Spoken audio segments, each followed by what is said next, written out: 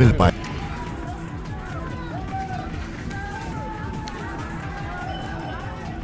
एक मजदूर की मौत पर उसके साथी इस कदर गुस्से से भर उठे कि उन्होंने सीमेंट फैक्ट्री में तोड़फोड़ और आगजनी शुरू कर दी। यहां तक कि एम्बुलेंस को भी उन्होंने आग के हवाले कर दिया। बवाल की तस्वीरें नागौर के मुंडवा से आई हैं, जहां सीमेंट प्लांट में काम करने वाले एक मजदूर की मौत किसी हादसे की वजह से हो गई थी। एक मजदूर की मौत से उसके साथी नाराज हो उठे। पहले तो उन्होंने मुआवजे की मांग को लेकर नारेबाजी की और फिर उन्होंने हंगामा शुरू कर दिया। हंगामा करने वाले मजदूरों का गुस्सा और बढ़ा तो उन्होंने तोड़फोड़ और आगजनी शुरू कर दी। बाद में मौके पर पहुंची पुलिस ने किसी तरह गुस्साई भीड़ को काबू में किया और मजदूरों से बात कर मामले को सुलझाने की कोशिश शुरू हुई।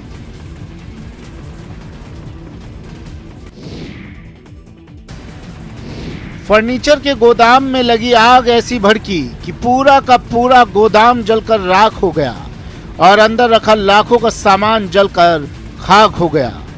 फर्नीचर के गोदाम में यह आग चित्तौड़गढ़ के चामटी खेड़ा इलाके में लगी थी।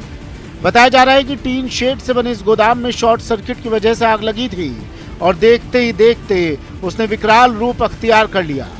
इस आग को बुझाने के लिए फायर ब्रिगेड की गाड़ियां मौके पर पहुंची थीं, लेकिन जब तक उसकी कोशिश कामयाब हो पाती तब तक लाखों का नुकसान हो चुका था। टीम तो आ गई सर, और भी मैं कोशिश कर रही हूँ कि ये आग को कंट्रोल करने के लिए मैं और भी इनको बुलाऊं।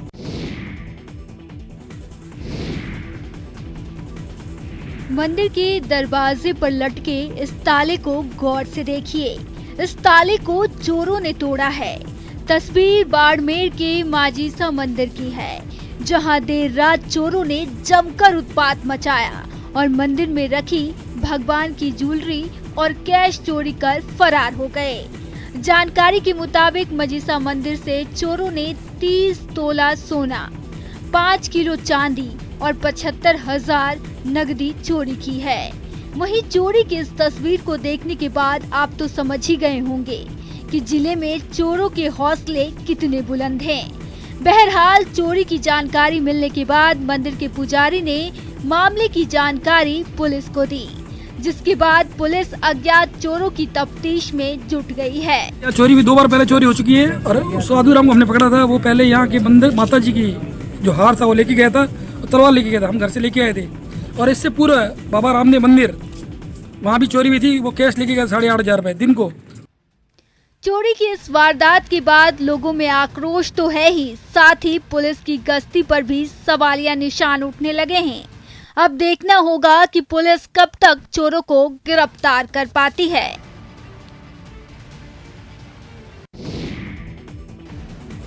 भीलवाड़ा के प्रतापनगर में व्यवसायी के साथ लूट और 50 लाख रुपए की फिरौती वसूली मामले में पुलिस ने बड़ा खुलासा किया है। साथ ही इस मामले में पुलिस ने 4 आरोपियों को गिरफ्तार भी कर लिया है। बताया जा रहा है कि इनमें से एक दिल्ली और 3 भीलवाड़ा के थे। पुलिस ने इनके पास से 30 लाख रुपए भी बरामद कर लिए हैं। एक आरोपी हत्या जैसे कई मामले में पहले से ही वांछित चल रहे थे। आपको बता दें कि 11 जनवरी को कमला विहार निवासी गुलशन लुधियानी के साथ 5-6 लोगों ने लूट की वारदात को अंजाम दिया था। पीड़ित ने शिकायत दर्ज कराई थी कि उनकी गाड़ी के आगे बदमाशों ने अपनी गाड़ी लगाई और फिर हथियार की नोक पर 10 तोले की सोने की चेन और 15,000 रुपए लूट लिए। इसके बाद बदमाशों ने उन्हें बंधक बनाया और 50 लाख रुपए की फिरौती भी वसूली। फिरौती की रकम मिलने के बाद व्यवसायी को रास्ते में पटक कर उसकी गाड़ी लेकर फरार हो गए। पुलिस ने बाद में एक टीम बनाकर मामले की जांच की और आरोपियों को गिरफ्तार कर लिया। हाँ सर, दिनांक 11 जनवरी को फरियादी श्री गुलशेर लुधियानी ने हमारे यहाँ पे एक रिपोर्ट पेश करी, जिसने बताया कि मैं 8 तारीख को चित्तौड़ पुलिया के पास जा रहा था। तब अचानक से पीछे से एक गाड़ी आई और हमारे आड़े लगा के और मुझे अपहरण करके ले गए। और उसके बाद में जो मेरे पास पैसे थे 15,000 रुपये, वो सोने की चेन ले गए। उसके बाद में चाकू की नोक पे डरा धमका के फिरौती मांगी। टेबल पर रखे ये उत्सव नहीं, मौत का सामान है। ये डोर उमंग की नहीं, मौत की डोर है। हाथ से छू जाए तो हाथ कट जाए, गले से लग जाए तो मौत आ जाए। उड़ते परिंदों और छोटे बच्चों के लिए बेहद खतरनाक। फिर भी कुछ लोग हैं कि इसे बेचने से बाज नहीं आते। कुछ लोग हैं कि पेच लड़ाने के लिए इसे खरीदने से बाज नहीं आते। झालावाड़ में पुलिस ने जो मौत की डोर बरामद की है वो चाइनीज माझा है और झालरा पाटन नगर प्रशासन की ओर से की गई कार्रवाई के दौरान इसके 17 गट्टी बरामद किए गए हैं। आपको बता दें कि हर जगह की तरह झालावाड़ में भी स्टोर पर प्रतिबंध लगा हुआ है, लेकिन कुछ लोग अब भी इसे खरीदने बेचने से बाज नहीं आ रहे हैं। झालरा पाटन नगर पालिका ने आज करीब 7 दुकानों पर 17 नग जब्ती हैं। शहर के विभिन्न जो बड़े बड़े दुकानदार हैं सभी के ऊपर कार्रवाई की गई है और उनको समझाइश की गई है कि भविष्य में चाइनीज मांझे को उपयोग न करें, क्योंकि चाइनीज मांझे को उपयोग करना पक्षियों के लिए और मनुष्य के लिए दोनों ही खतरनाक है। लाइसेंस हो या आरसी, आइडेंटिटी कार्ड हो या फिर कॉलेज की मार्कशीट, महज 1500 रुपए लेकर 15 मिनट में डॉक्यूमेंट बना देते थे। अलवर पुलिस की गिरफ्त में आ गए ये लोग। पुलिस का कहना है कि उन्होंने जिन लोगों को गिरफ्तार किया है वो अलवर ITO कार्यालय के बाहर दुकानों पर लंबे अरसे से ये खेल कर रहे थे। IPS ज्येष्ठा मैत्री ने बड़ी कार्रवाई करते हुए इस गिरोह के 5 लोगों को गिरफ्तार कर लिया है, जबकि इस गिरोह का एक सदस्य अभी भी पुलिस की गिरफ्त से बाहर है। पुलिस ने इनके पास से फर्जी ड्राइविंग लाइसेंस, वाहनों की RC और मार्कशीट के साथ वो कंप्यूटर भी जब्त कर लिया है जिससे ये फर्जी दस्तावेज बनाए जाते थे।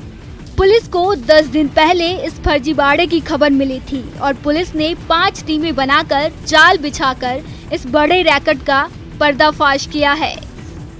ट्रांसपोर्ट ऑफिस है अलवर का, थोड़ी धूप में, वहाँ पर धड़ल्ले से जो फर्जी लाइसेंस, फर्जी RC, मार्कशीट, जिस भी प्रकार का आप जो गवर्नमेंट का डॉक्यूमेंट बनवाना चाह रहे हैं वो आपको बना के मिल सकता है। और इसी पर हमने जो हमारी QRT नंबर 16 है, जिस ASI जितेंद्र के नेतृत्व में SP madam, additional SP sir, CO साहब के नेतृत्व में हमने सदर थाने ने दबिश दी और जहां पर हमने 5 लोगों को गिरफ्तार किया और एक अभी फरारी पर है।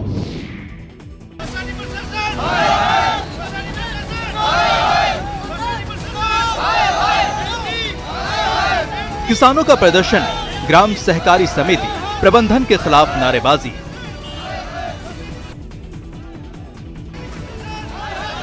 जोधपुर कोऑपरेटिव बैंक के सामने एकजुट होकर प्रदर्शन कर रहे ये वो किसान हैं जिन्होंने पांची के तला ग्राम सहकारी समिति से कर्ज लिया, लेकिन उन्हें कर्ज की राशि तो नहीं मिली, लेकिन कर्जदार जरूर बन गए हैं।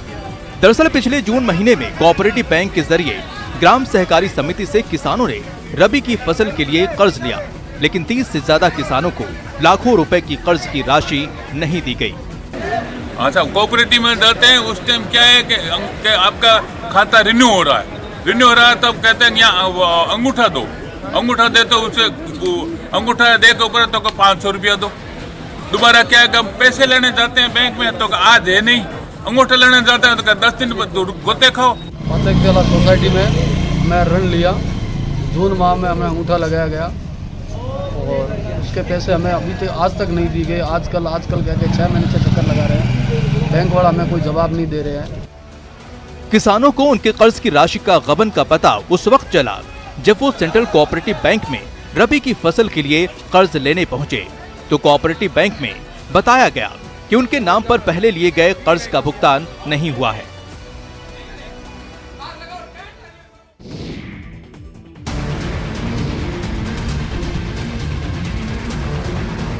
प्रदेश की आर्थिक सेहत के लिए टेंशन वाली खबर है। आपको बता दें कि मौजूदा वित्त वर्ष के पहले 6 महीने में ही सरकार का राजस्व घाटा 27,898 करोड़ रुपए तक पहुंच गया है। साथ ही मरुधरा में अब तक 3.79 लाख करोड़ रुपए का कर्ज भी चढ़ चुका है। सीधे शब्दों में कहें तो 7.5 करोड़ की कुल आबादी वाले राजस्थान में हर शख्स पर करीब 50,533 रुपए का कर्ज है और ये अब तक का सर्वाधिक रिकॉर्ड है। आपको बता दें कि आने वाले बजट से पहले गहलोत सरकार ने मंगलवार को अपनी वित्तीय सेहत की छमाही रिपोर्ट सार्वजनिक की है। उसी रिपोर्ट में ये आंकड़े सामने आए हैं।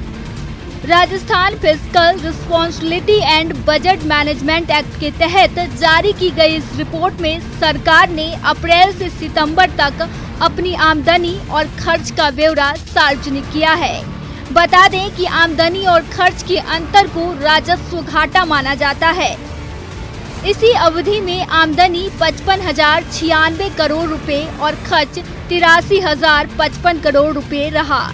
इसमें पिछले वित्त वर्ष की इसी अवधि के मुकाबले इस बार सरकार का प्रत्यक्ष कर संग्रह 13.56% और अप्रत्यक्ष कर संग्रह 34.64% कम रहा।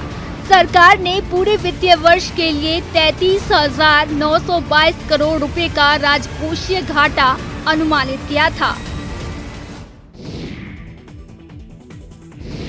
बर्ड फ्लू का खतरा पक्षियों से कहीं इंसानों में ना फैल जाए, इसे लेकर एहतियातन तौर पर पर्यटन विभाग ने एक जेडीओ को लेटर लिखा और कहा है कि अल्बर्ट हॉल और इसके आसपास के क्षेत्रों में जो पक्षियों को चुग्गा डाला जाता है उसे कम से कम कुछ दिनों के लिए बंद किया जाए।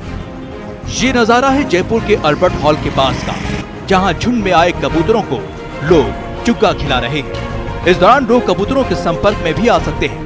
बर्ड फ्लू के खतरे से पर्यटकों को दूर रखने के लिए एहतियात के तौर पर पुरातत्व एवं संग्रहालय विभाग ने जेडीओ को एक पत्र लिखकर निवेदन किया है कि अल्बर्ट हॉल के आसपास के क्षेत्रों में पक्षियों को चुग्गा डालना बंद किया जाए।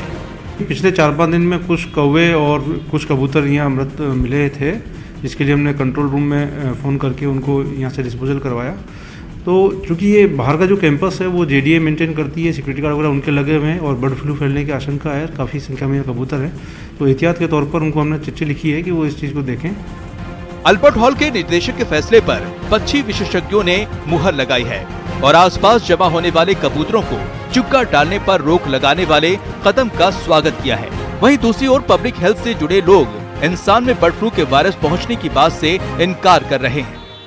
और लोग जो दाना डाल रहे हैं, कबूतर वहाँ पे उड़ेंगे तो कबूतर के कांटेक्ट में जब लोग आएंगे तो उन लोगों को ये बर्ड फ्लू होने का बहुत ज़्यादा खतरा है। तो इसलिए ये एक वेलकम डिसीजन है। इस तरीके के जगह को अभी फ़िलहाल के लिए हमको बंद करना चाहिए।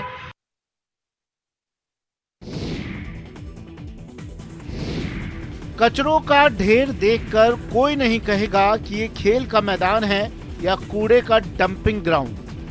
कूड़ा कूड़ा हो रहा ये मैदान कोटा में नयापुरा स्थित राजकीय वोकेशनल स्कूल ग्राउंड है, जहां कुछ दिन पहले तक फुटबॉल खिलाड़ी ट्रेनिंग लिया करते थे।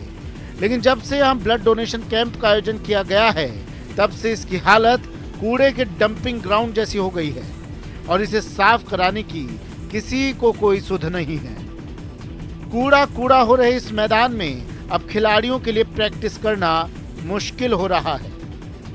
सर, स्पोर्ट्समैन यहाँ फुटबॉल खेलते हैं, फुटबॉल ग्राउंड है, छात्रावास भी है।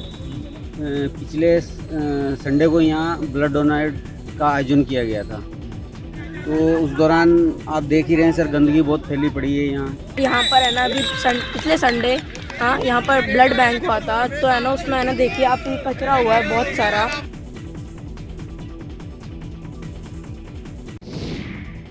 कोरोना के बाद ज़िंदगी बहुत मुश्किल हो गई थी, क्योंकि ऑटो में सवारी बैठती नहीं थी, लेकिन फिर भी जीवन जीने की कोशिश कर रहे थे। गोद में 9 महीने की नन्ही सी बच्ची है, आंखों में गुजरे हुए दिनों की तस्वीर और मन में मलाल कि इस वाकये के बाद भी उसकी फरियाद सुनने वाला कोई नहीं। आपको जानकर हैरानी होगी कि 8 सालों से ऑटो चलाने वाली हेमलता ने कथक से स्नातक किया है। वो भवई नृत्य की भी नर्तिका है। इतना ही नहीं, हेमलता स्थानीय फिल्मों में काम कर चुकी हैं, लेकिन कोविड का बहाना बनाकर वहां मेहनताना नहीं मिला। 80,000 रुपए मैं मार्केट में मेरे काम के मांगती हूँ, क्योंकि मैं आर्टिस्ट हूँ, मूवी में काम करती हूँ, भवई डांसर हूँ, कथक से बीए कर रखा है, मैंने बहुत सारे प्रोग्राम किए हैं। मैं मेरे प्रोग्राम के काम के पैसे मांगती हूँ, हाथ जोड़ के मांगती हूँ कि इस वक्त बहुत इमरजेंसी है। साइबर ठगी का शिकार हुई हेमलता को पुलिस की बेरुखी ने और तोड़ दिया।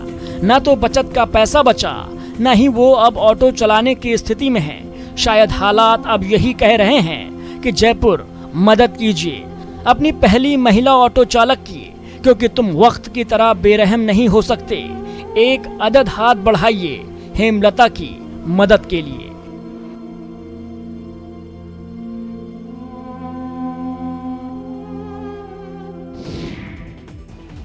दौसा के जिला अस्पताल में सरकारी योजनाओं एवं चिकित्सकों की जानकारी के लिए मरीजों या उनके परिजनों को अब यहाँ-वहाँ धक्के खाने नहीं पड़ेंगे।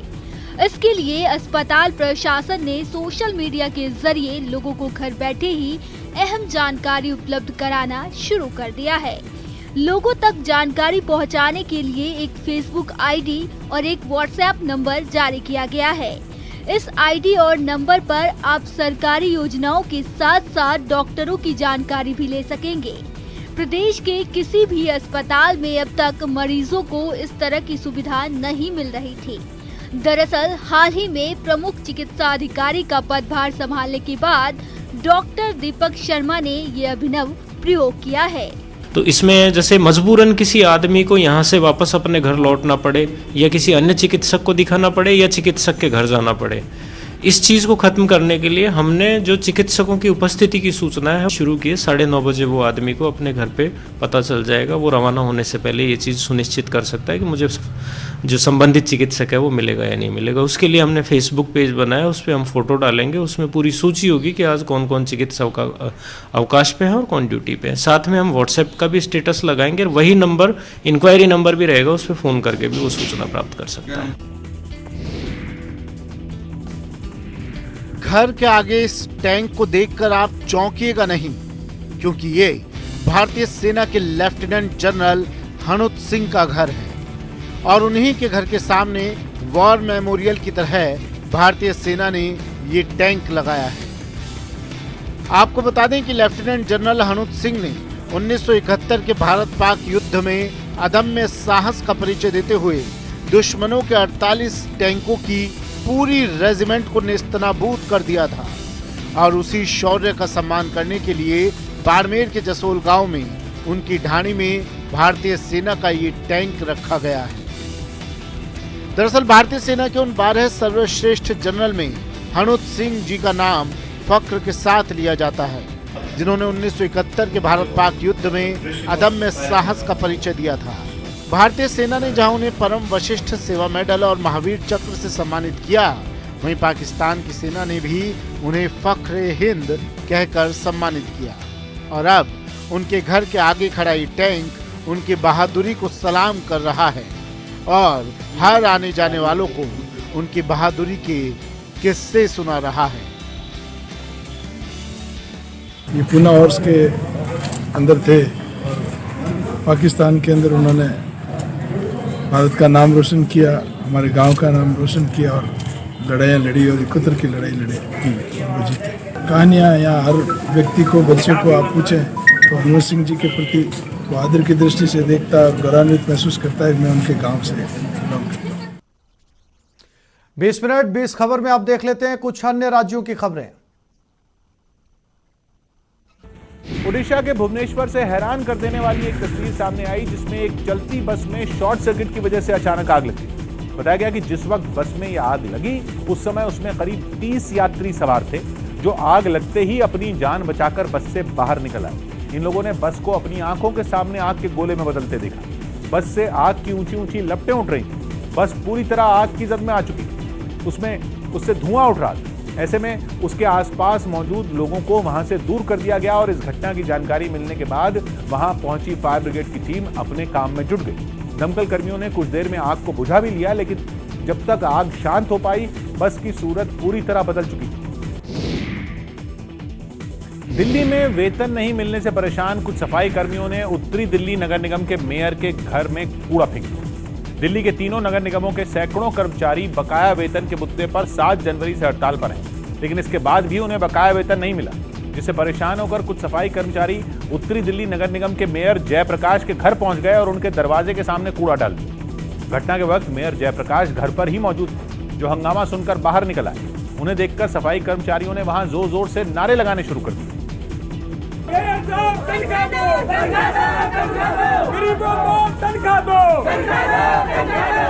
इस घटना से पहले तिमारपुर से कांग्रेस की निगम पार्षद ने सिर पर कूड़ा रखकर मेयर के घर के बाहर प्रदर्शन किया। उनके साथ कुछ सफाई कर्मचारी भी मौजूद थे जो लगातार दिल्ली के मेयरों के खिलाफ नारेबाजी करते रहे।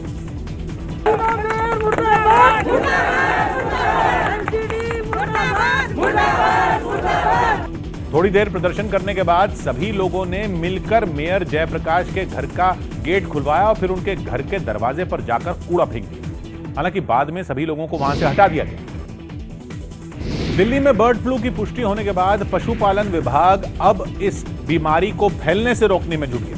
दिल्ली के मयूर विहार, संजय झील और द्वारका से लिए गए सैंपल में बर्ड फ्लू की पुष्टि हुई थी, जिसके बाद उन जगहों पर सफाई का अभियान शुरू कर दिया गया। संजय झील से सामने आई तस्वीरों में पशुपालन विभाग के कर्मचारी केमिकल का छिड़काव करते दिखे। इसके साथ ही झील के आसपास चूना छिड़का गया और पार्क को भी सैनिटाइज किया गया। इसके अलावा उन जगहों का घेराव कर दिया गया जहां एक दिन पहले करीब 400 बतखों को मारकर दफनाया गया था। पशुपालन विभाग की तरफ से यहां सैनिटाइजेशन किया जा रहा है। विभाग ने एहतियात बरतते हुए पार्क को अगले 3 महीने के लिए बंद कर दिया। साफ सफाई की इस तरह की तस्वीरें दूसरी जगहों से भी सामने आई। दिल्ली में बने केंद्रीय पशुपालन मंत्रालय के कंट्रोल रूम के जरिए देश भर में बर्ड फ्लू के खतरे पर नजर रखी जा रही है। इसकी मदद से उन सभी राज्यों में एक्शन लिया गया जहां बर्ड फ्लू ने पैर पसारे। न्यूज 18 की टीम भी इस कंट्रोल रूम में पहुंची और ये जाना कि कैसे केंद्रीय पशुपालन मंत्रालय देश के बर्ड फ्लू को फैलने से रोकने में जुटा हुआ है। इस कंट्रोल रूम में बैठी टीम की नजर देश के सभी राज्यों पर रहती है।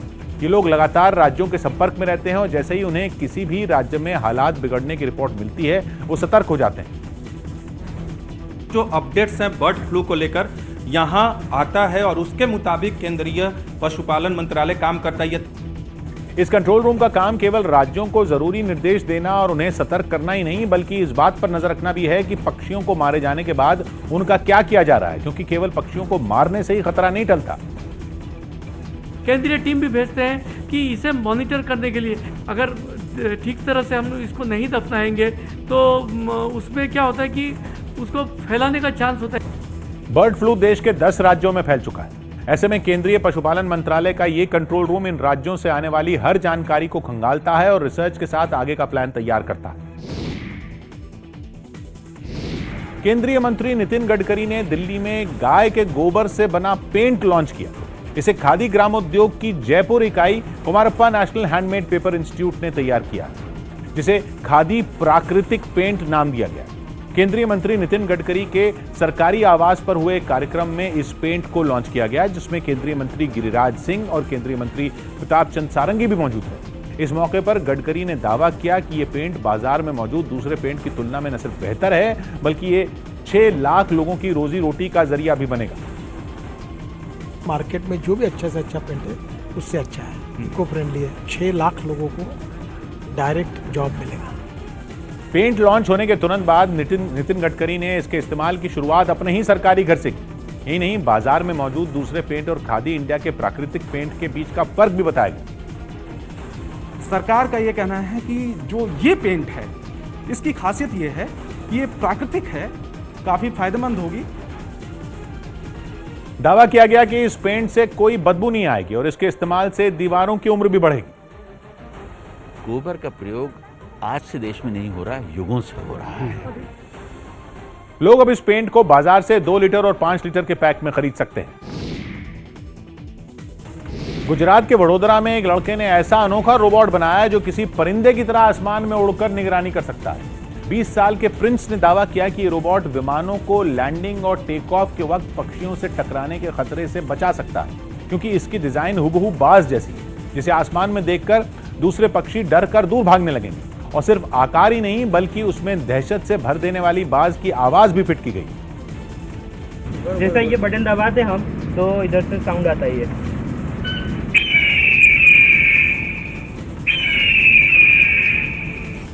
रिमोट से चलने वाला यह बर्ड रोबोट 8 से 10 किलोमीटर तक उड़ सकता है और चंद हजार रुपए में बनकर तैयार भी हो जाता है। इसमें एक पंख भी लगा हुआ है जो उसे हवा में आगे की तरफ धकेलने में मदद करता है। प्रिंस ने यह भी बताया कि विमानों को परिंदों से बचाने के साथ ही इसका इस्तेमाल सरहद पर दुश्मनों की टोह लेने के लिए भी किया जा सकता है।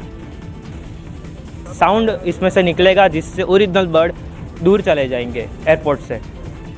सामने आई कुछ तस्वीरों में दिखा कि कैसे प्रिंस ने पहले उसके नट बोल्ट जोड़कर उसे एक मुकम्मल रोबोट की शक्ल दी और फिर उसे आसमान में छोड़ दिया।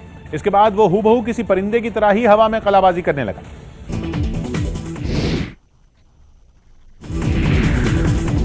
पर गोलियां चलाने वाले पुलिस अफसर को राहत मिली तो लोग फिर सड़कों पर उतर आए। पिछले हफ्ते वहां के सरकारी वकील ने आरोपी पुलिस वाले पर कोई चार्ज नहीं लगाने का फैसला किया था, जिसके बाद वहां के लोगों के मन में 4.5 महीने से दबा गुस्सा दोबारा बाहर निकला है। इंसाफ और पुलिस सुधार की मांगे प्रशासन तक पहुंचाने के लिए उन्होंने माइनस में जा चुके तापमान में भी शहर में घूम घूम कर मार्च निकाला।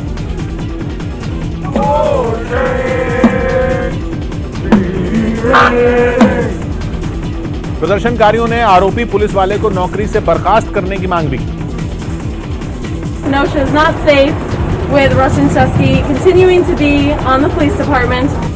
पिछले साल अगस्त में कनोशा में आरोपी पुलिस वाले ने अफ्रीकी मूल के अमेरिकी नागरिक को 1-2 नहीं बल्कि ताबड़तोड़ 7 गोलियां उसकी पीठ में उतार दी।